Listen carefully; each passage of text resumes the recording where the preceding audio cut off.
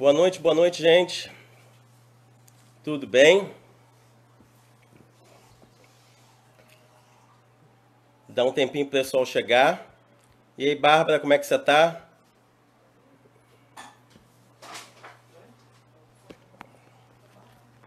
Vamos lá. Deixa eu arrumar direitinho aqui. Pessoal, dá só uns 2 minutinhos aí pro pessoal entrar. A gente começar a nossa live de hoje, falar um pouquinho sobre saúde. A gente tá, ainda mais nesse momento, né? Um bom momento para se falar de saúde. E aí, Alexandre, tudo bom? Alexandre, gostei das suas perguntas na última live, foram muito legais. Ih, rapaz, eu tô no Flamengo, não tô na Lapa não, mas é pertinho. Mas não tá frio não, aqui eu sinto muito calor, né? Então, Simone, você não foi a primeira a chegar não, eu acho que foi a quarta, não vai merecer estrelinha não. Não tem estrelinha dourada não. E aí, pessoal, peraí, vamos dar só mais uns minutinhos, mais uns segundinhos pro pessoal que tá chegando. A Marta acabou de chegar, tudo bom? E vamos lá. Hoje vai ter musiquinha em tudo pra vocês, gente. Acredite que hoje eu separei uma musiquinha muito bacana, que eu vou cantar, inclusive. Hoje terá cantoria. Isso minha irmã vai ficar muito chateada comigo, porque quem canta aqui é ela, na família. Vamos lá, gente, vamos lá.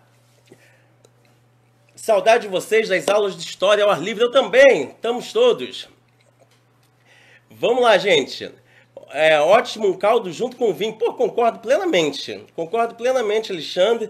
Ainda mais nesses dias mais frios.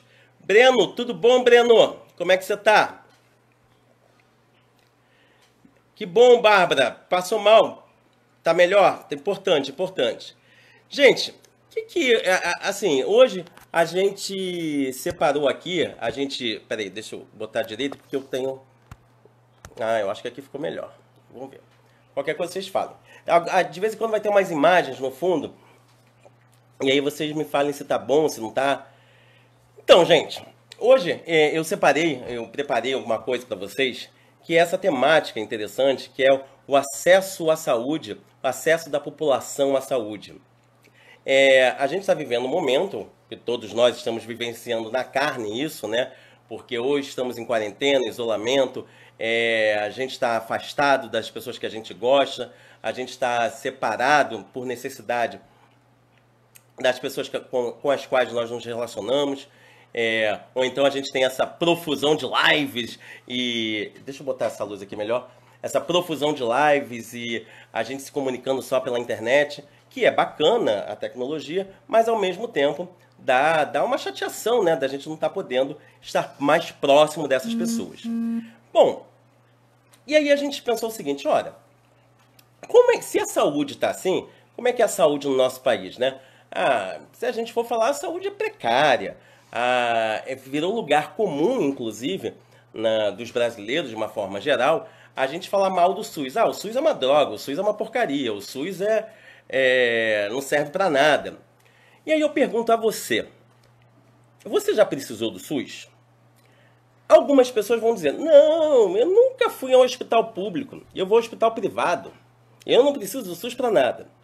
Mas deixa eu te falar uma coisa, se você tem uma marquinha no braço, tal como acho que quase todo mundo tem, você já precisou do SUS. Se você não come comida estragada na rua, você já precisou do SUS, você precisa do SUS. Então, assim, eu vim trazer, primeiro, historicamente, como foi sempre o acesso à saúde da população. E depois, reafirmar e dizer que o SUS é fundamental para todos nós. E justamente falar da importância do SUS para a nossa vida. Não só na ideia do sistema do acesso à saúde, mas todas as outras benesses que ele traz para a gente, cidadão brasileiro. Bom, mas primeiro eu quero falar o seguinte. Olha, vamos pensar na saúde lá atrás. Oi, Nádia, tudo bom? Seu filho veio junto? Vamos pensar na saúde lá atrás, lá na colônia. como é que, se a gente pensar na colônia, no período colonial, vamos pensar, por exemplo, 1500, a esquadra de Cabral chegando aqui e encontrando aquela mata verdejante, bela, bonita. Bom, primeiro eu preciso dizer para vocês o seguinte: não, ela não é bela, não é bonita. Aquela mata verdejante, à época, era chamada Inferno Verde.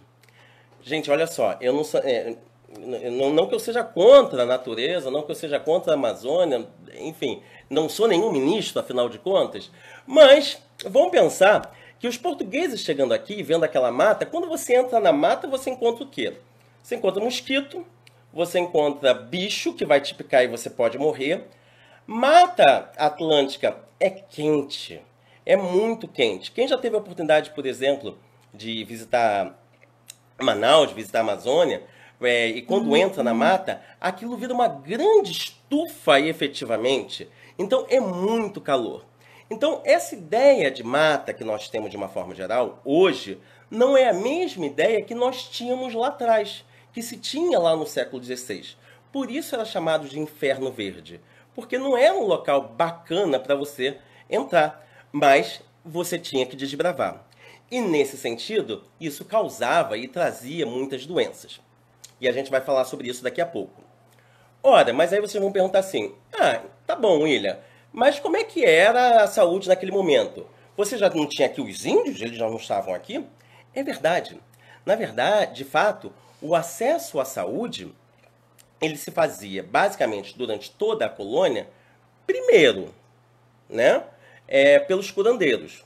Quando eu estou falando curandeiros, eu estou falando daquelas figuras, aquelas pessoas, fossem indígenas, posteriormente fossem negros, ou fossem padres jesuítas, que a gente vai comentar também, que conheciam e sabiam manejar justamente aquelas ervas, sabiam manejar a flora e trazer e pegar determinados medicamentos e curar as pessoas. Então o acesso à saúde se fazia por curandeiros. E aí eu preparei aqui uma imagem aqui para vocês. Eu acho que está ficando claro para ver. Isso é uma imagem de Debré, que já é no século XIX, mas ela retrata muito claramente, por exemplo, como era esse acesso à saúde. A gente está vendo, por exemplo, alguém que está cuidando desses doentes e as pessoas sendo tratadas na rua. Ora, fora esses curandeiros, o que nós tínhamos? Nós tínhamos as boticas. Vamos lá.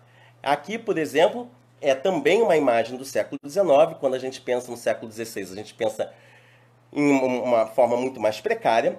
Mas era botica. Quando a gente fala em botica, a gente está falando justamente de quê? A gente está falando do que hoje é chamado farmácia. Então, por exemplo, os jesuítas, eles eram habilidosos, bastante habilidosos, na ideia de pegar plantas, a flora de uma forma geral, e transformar em medicamento. Vamos pensar, gente, que a cultura popular, ou seja, a cultura dos indígenas, que estavam aqui há séculos, eles conheciam a cura para centenas de males. É claro que esse encontro entre europeus e indígenas matou muita gente. Grande parte, inclusive, dos indígenas, ou desse grande genocídio indígena, as pessoas morriam por gripe, por varíola, porque essa população americana não conhecia efetivamente, ou não tinha contato, ou não tinha anticorpos para as doenças que eram trazidas de lá da Europa.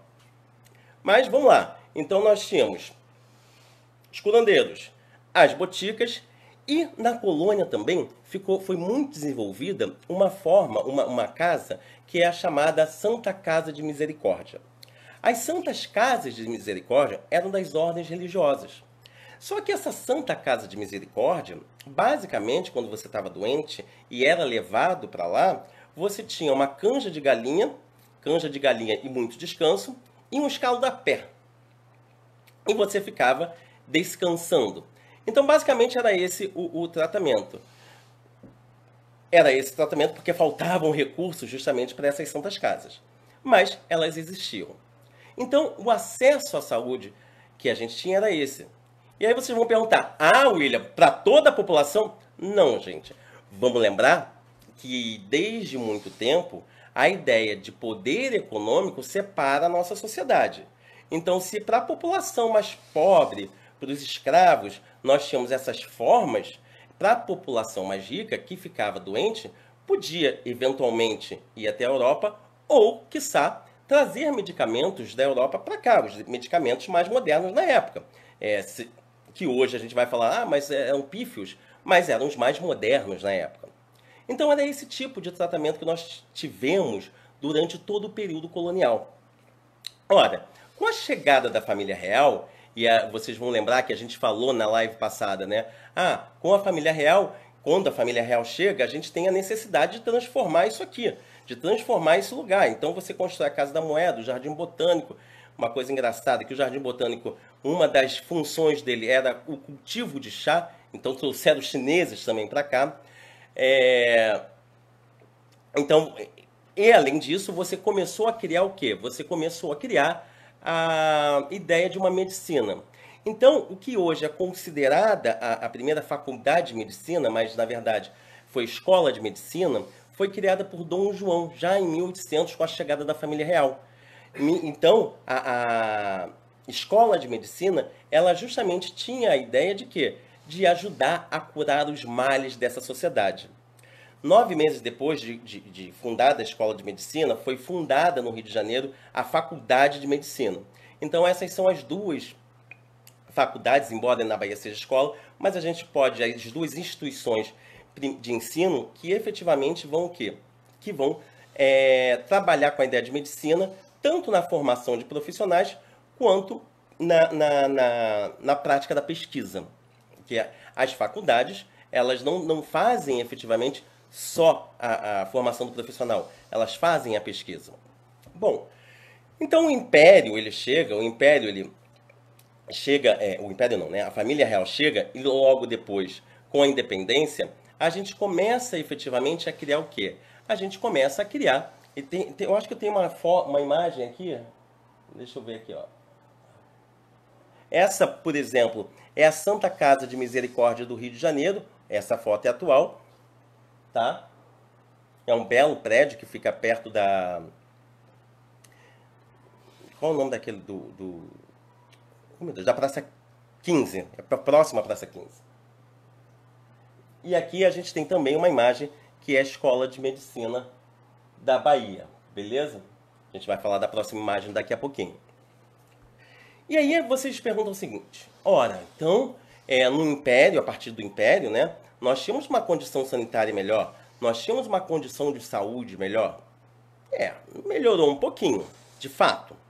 Mas o Brasil continuava sendo conhecido como um país de epidemias.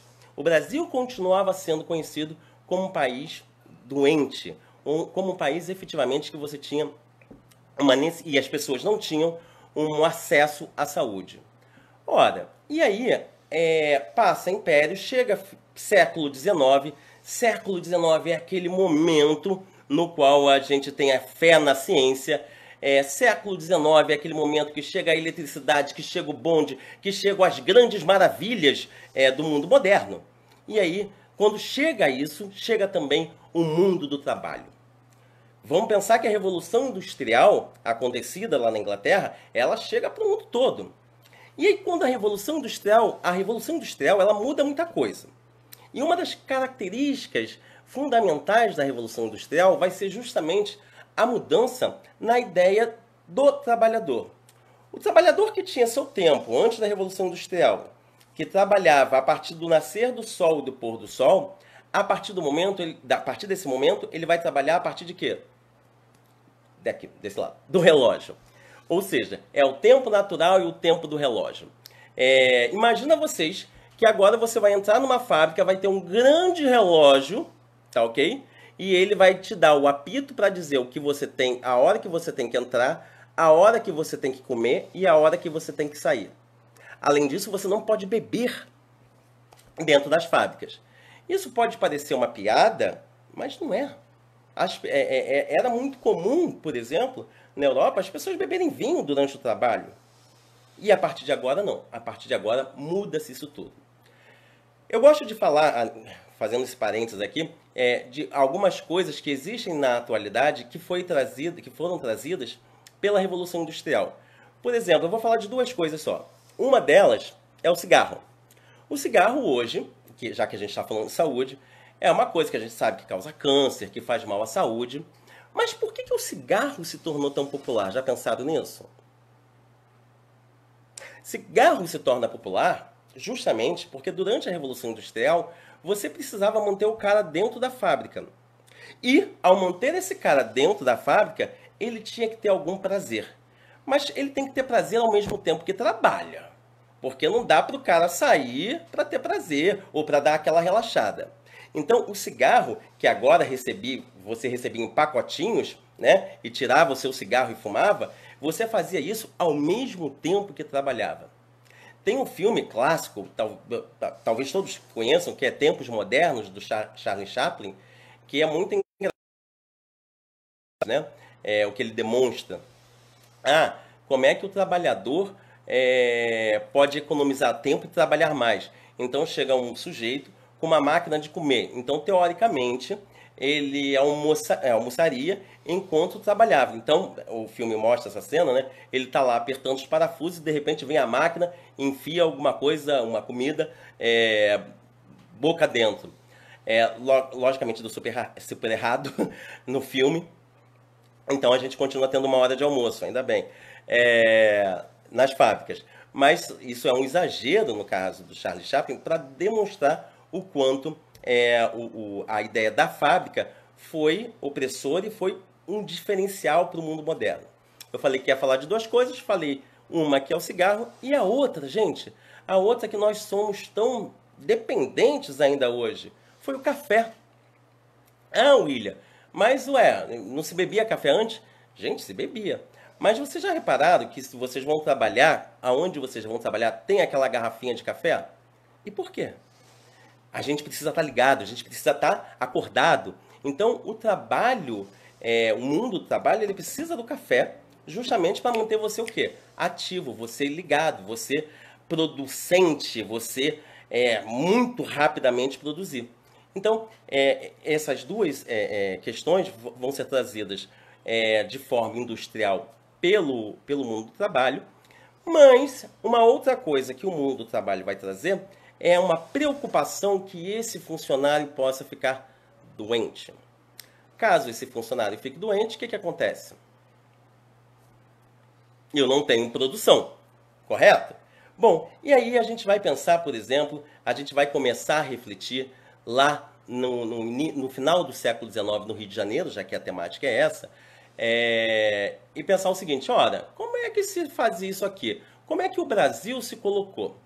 A primeira perspectiva de saúde, aí voltando um pouquinho para a saúde, quando a gente pensa no Rio de Janeiro, e tem um marco simbólico, icônico, quando a gente fala de reformas urbanas e fala de saúde no Rio de Janeiro, que foi a revolta da vacina. A revolta da vacina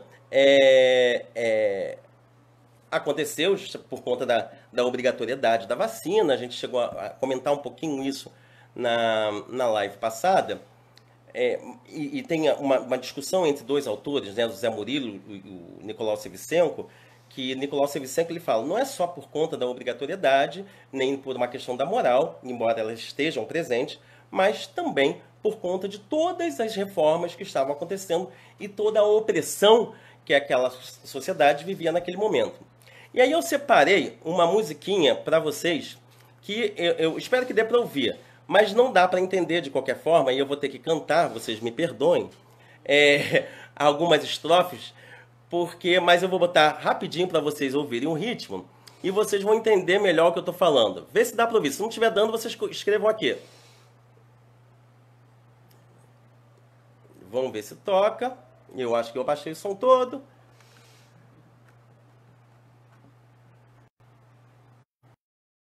E deu ruim, gente. Bom, enquanto isso, eu vou tentar, na verdade, cantar um pouquinho para vocês. É uma música para vocês terem uma ideia, de 1904, que fala o seguinte: Ando Povo Acelerado, o nome da música, é a vacina obrigatória, de Mari Pinheiro. Vocês podem colocar no YouTube, ou vocês colocam em letras.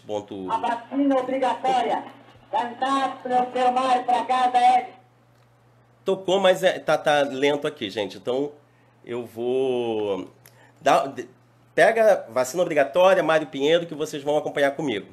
Fala o seguinte: anda o povo acelerado com horror à palmatória, por causa dessa lambança da vacina obrigatória. Os magnatas da sabença estão teimando dessa vez meter o ferro a pulso bem no braço do freguês.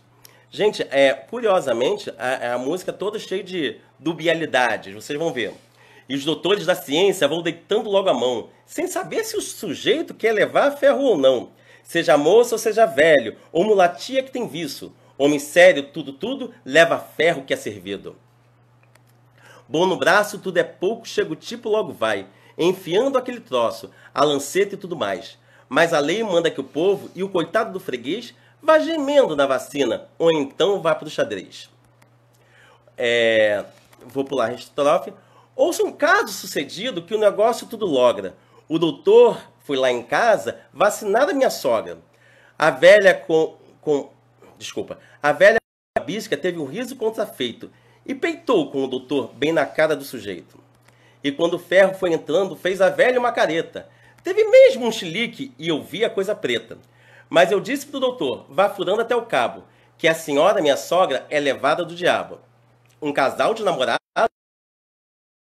houve forte rebuliço só por causa da vacina. A moça, que era inocente e um pouquinho adiantada, foi logo para a pretoria, pois já estava vacinada. Eu não vou nessa arrastão sem fazer o meu barulho. Os doutores da ciência terão mesmo que ir no embrulho. Não embarco na canoa que a vacina me persegue. Vou meter ferro no boi e que o diabo que carregue. Gente, primeira coisa, desculpa a cantoria. Mas dá para sentir na letra, primeiro, quando a gente pensa uma música de 1904, a gente não pensa uma música tão libidinosa assim. Mas existiam, o que é muito divertido, o que é muito legal. Tem várias músicas desse tipo. O pessoal está ouvindo de casa a música? Tem a Roberta postou a letra, mas no YouTube vocês conseguem ouvir. É que a gravação é antiga, então às vezes não dá para entender, mas é legal quando a gente pega a letra e vai acompanhando. Bom, pessoal, então essa letra ela justamente está fazendo referência à revolta da vacina. E a gente vê a dificuldade que houve, que foi, já que a música de fato reproduzia a situação da época, Alexandre. Não só a música, né? A cultura, de uma forma geral, ela reproduz o que a sociedade está vivendo. É uma forma da gente encarar a realidade com mais legalidade. Eu acho que inclusive, a função, né, do humor, da música, do teatro, do cinema e daí por diante. Bom, então a gente vê a dificuldade que houve justamente nesse período de reformas urbanas, né? Tem uma imagem aqui das reformas urbanas, e em se estabelecer um sistema mais claro, mais fácil de saúde. Mas a saúde continuava sendo o quê? Continuava sendo por conta das Casas Misericórdia. Nesse momento, o governo se coloca justamente para acabar com a epidemia. Por exemplo, essa é uma matéria jornalística de 1918 que fala que o Rio é um grande hospital. Só para vocês terem uma ideia, gente, no século XIX, o Rio de Janeiro era conhecido como Cidade da Morte. E por quê? Porque vários dos navios que aportavam no Rio de Janeiro, aportavam afastados da Baía de Guanabara, os marinheiros não tinham coragem de descer, justamente porque achavam que descendo no Rio de Janeiro fossem morrer. Peraí, melhorou a claridade aqui. Fossem morrer. Justamente tal era a fama do Rio de Janeiro. É justamente no século XIX, a partir dessa ideia de mundo industrial, que nós começamos, então, a pensar justamente em quê? Que o Estado começa a pensar justamente numa forma de você garantir a saúde do trabalhador para que ele não fique doente. O industrial ele vai querer garantir a saúde do trabalhador justamente para quê? Para que esse trabalhador não fique doente.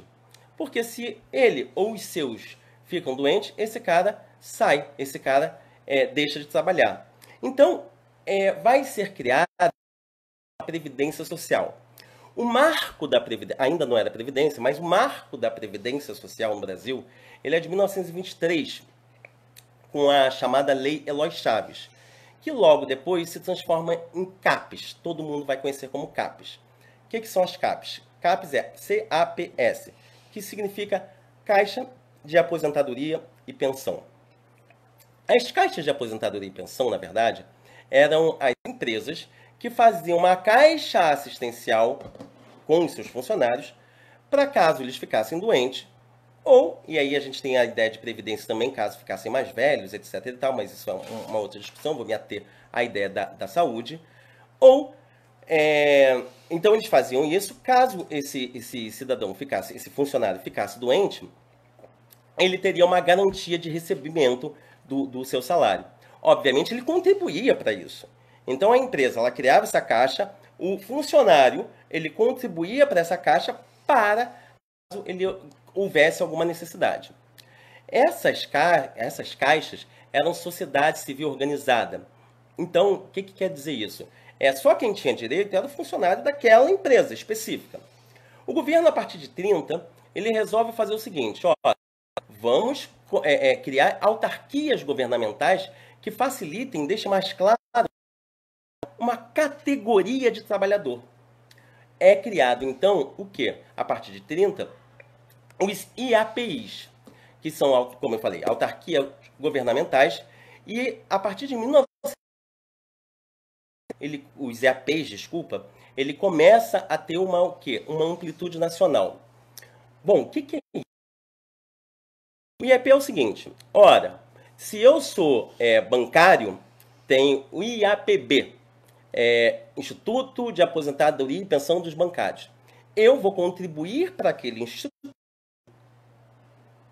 e se eu precisar de acesso à saúde, eu vou ter? Vou. E também serve como previdenciário, lá na frente você vai ter uma aposentadoria, uma forma de você, na verdade, a sua velhice. Bom, pensando nisso, e aí tinha industriais, do comércio e daí por diante. Nós tivemos inúmeros, então era organizado por categoria profissional. O som está falhando, gente? Parece que a minha internet está oscilando. Me disseram aqui. A produção técnica. Deixa eu alguma coisa aqui, estou desligando algumas coisas. Melhorou? Melhorou o som? Ixi, tá travando? Melhorou um pouquinho. Então vamos lá. Pode. Vamos lá, vamos tentar. Qualquer coisa vocês falem comigo, tá? Vocês querem sair e voltar? Quer que eu espere um pouquinho? Não sei se é melhor. Se funciona. Mas já melhorou um pouco. Beleza, beleza. Tá, eu vou dar um minutinho aqui. O pessoal sair e voltar. É rápido, né? Ver se melhora. Enquanto isso, quem tá aí pode pegar, ouvir um pouquinho a música da vacina obrigatória.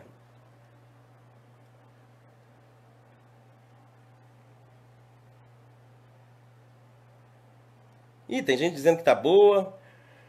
Tem gente que tá oscilando, mas a maior parte está oscilando. Bom, vamos lá, vamos continuar. Qualquer coisa eu volto a falar. Não tem problema não, gente.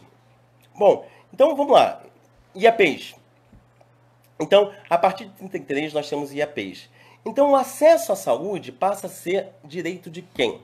O acesso à saúde passa a ser um direito dessa categoria profissional.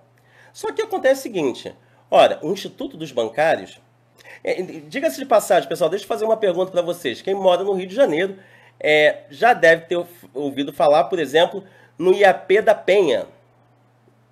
Tem outros lugares do Rio de Janeiro que tem esses IAPs. Na verdade, esses IAPs foram construídos pelos IAPs e era vendido para os funcionários, não, né? as pessoas que eram associadas a esses IAPs, e eles conseguiam pagar em longas prestações. Foi uma coisa foi muito à frente aí no mercado imobiliário do Rio de Janeiro. Mas no Rio de Janeiro tem vários locais que têm conjuntos habitacionais aí que são os IAPs. Aí tem IAPB, tem IAPI, tem IAPC.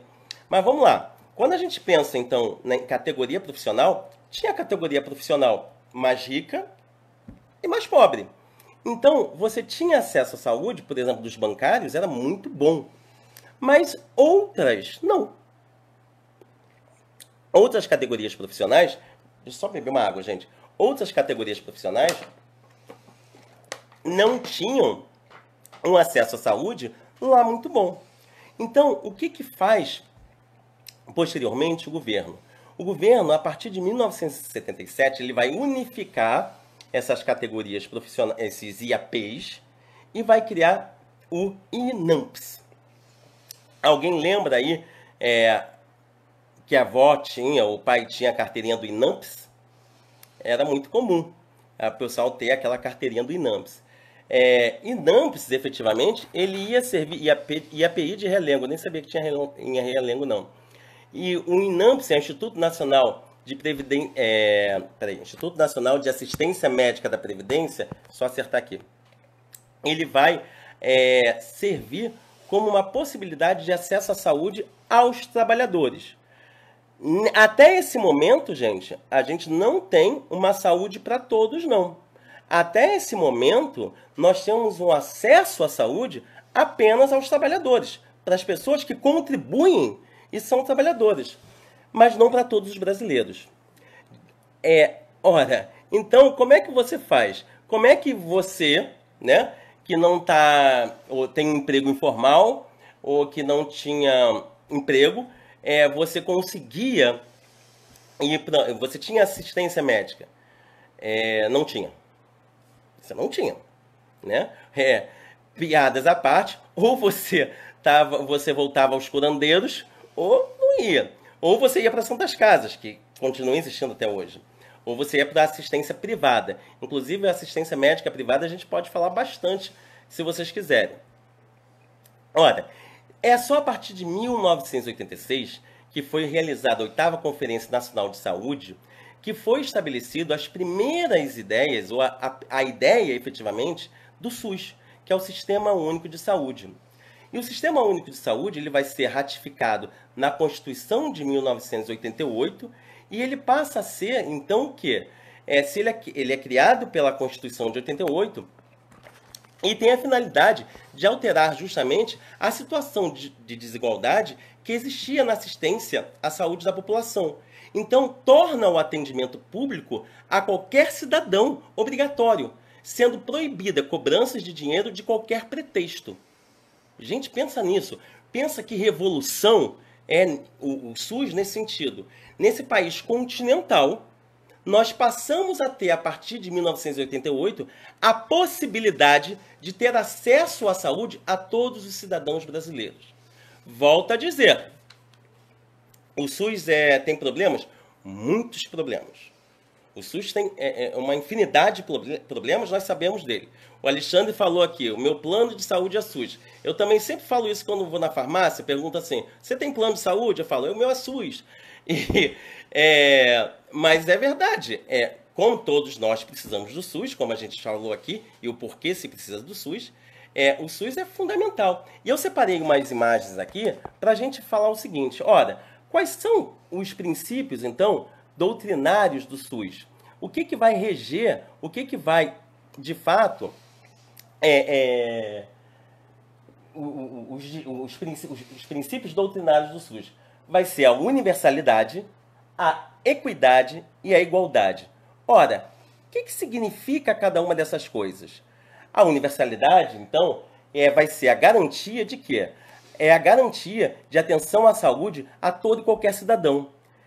É comprovado que saúde é direito de cidadania. E para que você tenha acesso à saúde, você precisa de quê? Você precisa precisar. Ou seja, se você precisa, você tem acesso à saúde. quando a gente fala de integralidade, a gente está falando de quê? A gente está falando, pensando que cada pessoa é um todo indivisível. Ou seja, o SUS ele vai cuidar de você como um todo. Beleza? E a equidade, que eu adoro, para falar de equidade, tá aqui. Eu adoro essa chargezinha aqui, que é igualdade como justiça. Quando a gente fala de igualdade, não tá aqui a imagenzinha. Quando a gente fala de equidade, e qual a diferença de equidade e igualdade, é pensando o seguinte: pensa que tem 3 pessoas de alturas diferentes. E todas elas querem ver um jogo que está passando do outro lado da cerca.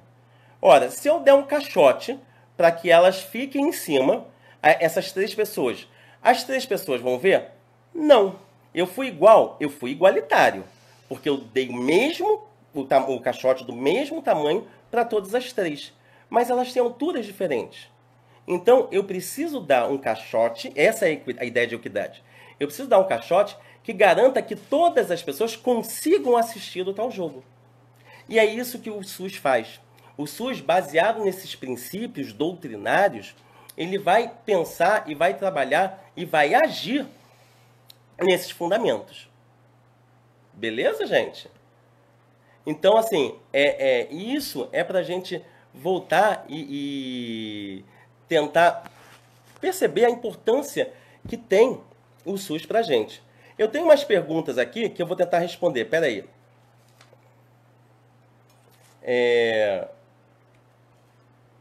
Resistência negra à vacina foi religiosa? É uma pergunta do Alexandre. Olha, teve sim. Teve uma questão religiosa, sim, lá quando a gente está pensando em revolta da vacina.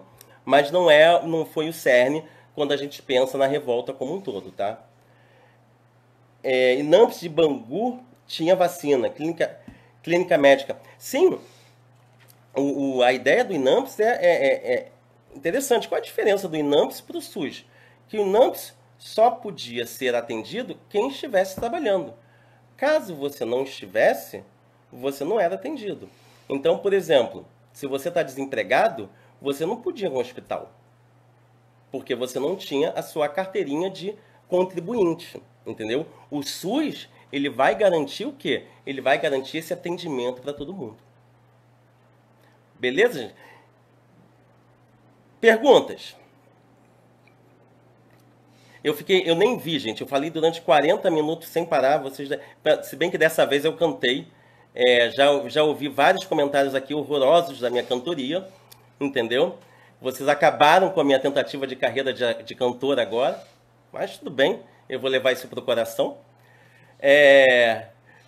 Pessoal, tem alguma pergunta? Fica algum questionamento sobre isso? Eu só tenho uma coisa para falar para vocês. Nós precisamos efetivamente defender e garantir o SUS. É só com a nossa defesa de SUS que a gente garante ter saúde pública, que nós garantimos ter também o acesso integral e universal a todos os cidadãos brasileiros. Beleza? Queria trazer isso hoje, foi isso que eu quis trazer para vocês hoje. Eu acho que é um tema importante nesse momento que a gente está vivendo, nesse momento que a gente está experimentando, né? Não, Michele, não vou fazer dupla com Rainha, porque já acabaram com a minha carreira hoje aqui, com os comentários horríveis, dizendo que eu canto mal, entendeu? Mas, se ele quiser, eu canto no karaokê. Beleza, pessoal? Pessoal, se quiser, como sempre, deixem perguntas.